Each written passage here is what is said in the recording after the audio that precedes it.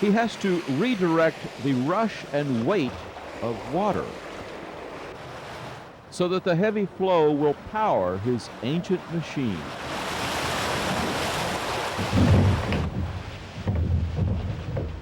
Joe O'Neill brings Topaz Mill to life. It's just a piece of history, that's all I can tell you. Joe bought Topaz Mill in 1954 as part of a farm. I've always been interested in it. The machines were installed here in 1895.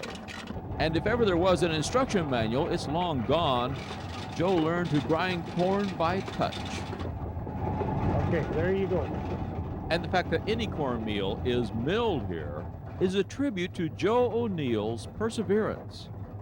All the time I was having to make a living before I could start playing with it, why, I kept it in the back of my mind that I'd like to get it running someday.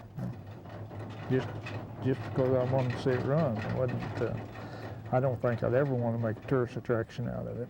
Topaz Mill was one of several in this remote river valley of Douglas County. The mill gets its water power from a huge spring, millions of gallons a day, just a few hundred yards from the mill. Next to the mill, the Topaz General Store. It is a pretty fancy store for that day and age. Joe keeps the old general store building cleaned up as best he can. Produce. It's an unusual design for a general store with a mezzanine. Joe says they sold saddles and dry goods up there.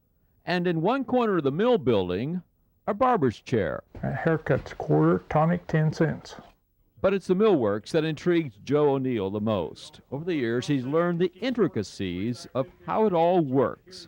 Right here is the first process it goes through after they dump it in that holding bin downstairs. All the equipment here is pretty much the way it was the last day they milled here in the 1930s. A relic of bygone technology and commerce. It's a lifestyle that Joe O'Neill appreciates now that he's had a taste of it. I think they had a good life, what I think, to start out with. I mean, they had to work, do a lot of sweating and all that, but I think they enjoyed what they were doing.